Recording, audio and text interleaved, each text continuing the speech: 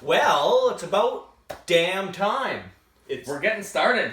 It's 10:30 at night. We've been fucking around all night. Editing videos, taking notes, all that kind of stuff. We were playing Mexican Train. Yeah, if you've ever played it.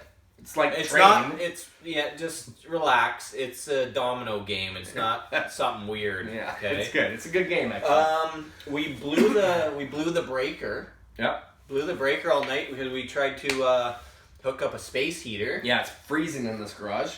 Winter's luckily, here. It snowed last night. Last night, yeah. Canadian winter is here. But the good news is we put all of our whiskey indoors, or like not in here, where it's warmer, so it's more room temperature, so it'll be perfect. So tonight, let's get straight to it. We are going to review one of my favorite distilleries, is Highland Park. This one is the Highland Park Dark Origins, as you can see. Lovely stuff. Cool bottle, I think. Very cool. So let's take a break. Okay. Let's talk about what's inside in 25 seconds.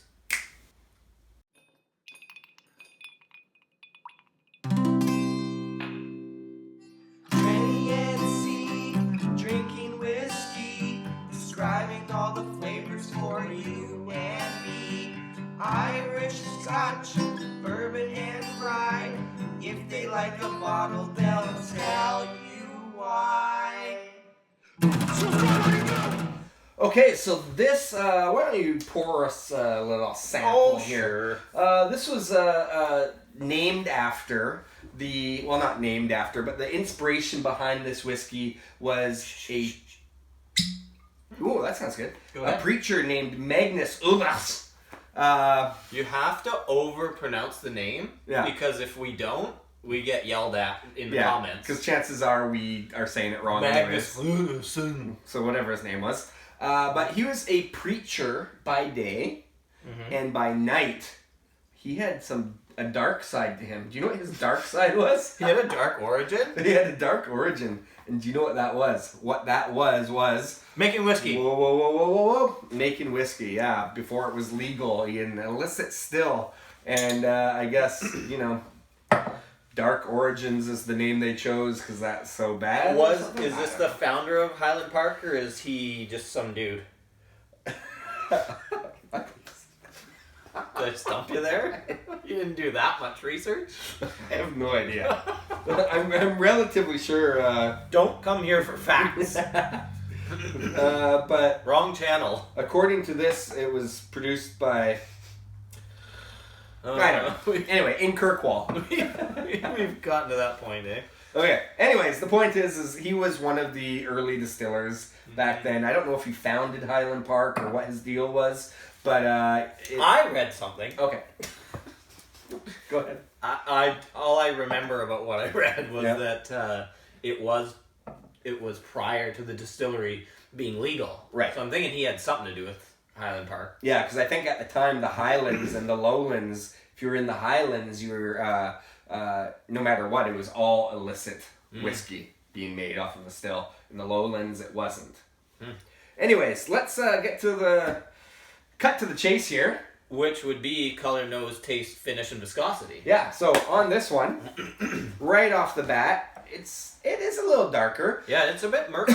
I thought originally the Dark Origins, actually, it would make more sense, my version of it, is because it was put in first fill in sherry casks, aged a little bit longer in sherry casks. So, assuming that was the reason it was Dark Origins, because it was a darker color.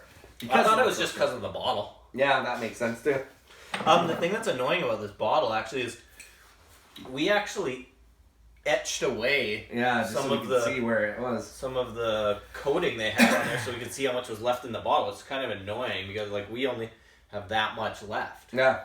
We're down here. Yeah. Oh, shout out. Michelle Tucker. From Beam Suntory. Yeah. Thank you, Michelle Tucker. Hook up. Yeah, she hooked us up with this bottle. like quite a long time ago now, like almost a year ago, and we're finally getting around to reviewing it. She probably doesn't think we actually even have a YouTube channel. Yeah, probably. Yeah. But anyways, Richter. It was a really, really nice thing of her to give us this bottle, and we've enjoyed it over the last year, and we're getting around to finally reviewing it. Okay, so color, nose, taste, finish, and viscosity. So it's got a murky, browny, dark kind of thing going on. It really does. It's like it's got that shiny red penny kind of thing in there too. It's more of a used penny. Used penny. Okay, Shiny fine. used penny. Yeah. So is it natural color? I'm not 100% sure on this one. Non-chill filtered. Non-chill filtered. Highland Park on their website do claim that they do not color their whiskey. Doesn't say it on the bottle. So, you know, that's kind of like the bond between the consumer and the distillery. But I have done a little research where they do say they don't put any coloring into it. So I'm gonna go with that. It's a no age statement bottling. No age statement, and you can tell on this one. Yeah. So let's get straight to the nose. Oh, okay. It does have those Highland Park characteristics with that heather and the honey.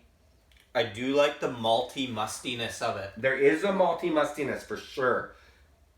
There is a little bit of that armchair leather in there. It's very leathery. A little bit of that salty lemon zest. Even a little touch of celery salt on the nose. Go ahead.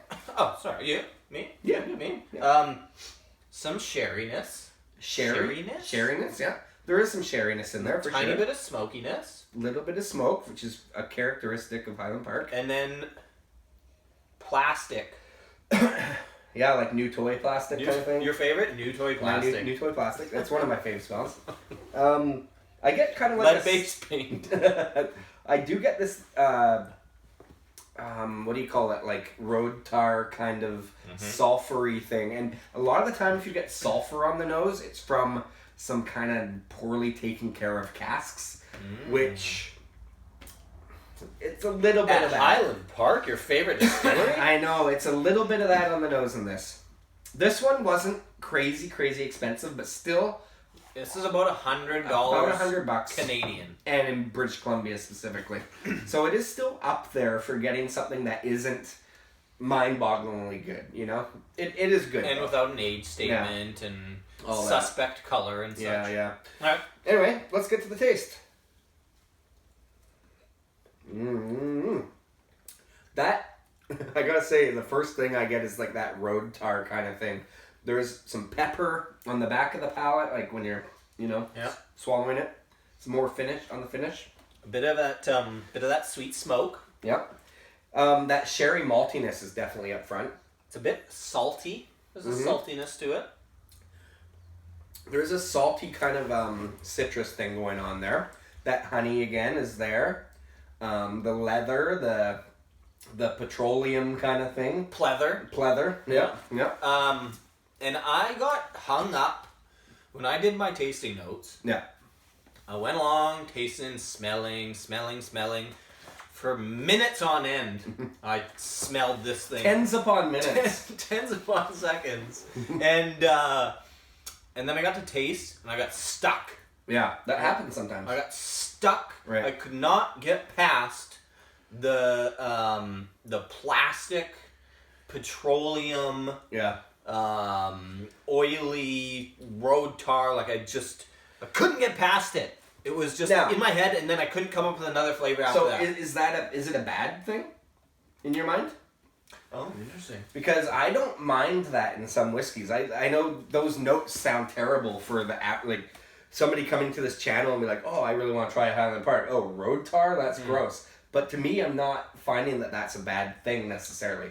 If it's done really poorly, it can be. And I think they did it okay. And I'm okay with it, but it's not the way they did it. Yeah. Or the way I'm obsessing about it. Yeah. It's not the best. Oh, we should mention something, a nice feature of this one though. One thing for the check marks and good points, it is 46.8% alcohol. Ooh, I like that. So that's nice. Yeah. Yeah.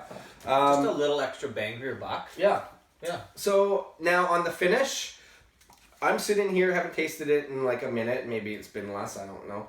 but I still definitely taste that. You get the smoke wisps at the end of it. I call it smoke oak. Smoke oak, yeah. Smoke oak. And there's also a bit of that. Again, the honey is throughout, I find. With all Highland Park, it's that heather kind of honey thing. I feel like the master distiller of Highland Park could piss in a bottle and you would think it's amazing. Hey, if it had that heather honey in it. He would have been drinking a lot of whiskey. So yeah, it might be okay. It might be okay. Okay, back we're digressing here. Bit of tingle on the finish. And that's probably from the tingly alcohol percentage. Back here. Yeah, back of the palate tingle. White pepper. Definitely. There's definitely pepper there. White pepper. Try it. I like white It's pepper. different. Yeah, it's good. I also get sage. A little bit of like a herbal thing going on there. Yeah. Yes. A mild bitterness and cigariness. A little. Yeah, nice. Kind of like that end of the night cigar. Right. You know? When you're by mistake. When you have booze in your mouth still and you're kind of like... Or when you're by mistake sipping a beer and there's a cigarette butt in it. No, not like that. It's different.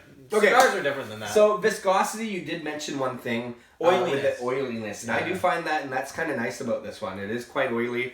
It tastes a little bit young still, but for the amount of oils in it, it could be, anywhere between the 8 and 12 year range. I feel it lingers a bit. Yeah. And it is mouth coating. Yeah, very much so. So let's give this one a score. I gave this probably kind of too high of a score, but it is Highland Park. We'll go with it. Yeah. So 28.83 is what I gave it, which is huge. That's monster. It is, and you luckily evened it out. Leveled it down. Had a 26.25, which gave it a 27.54. That's big. So 27.54 is really good. That's in between our.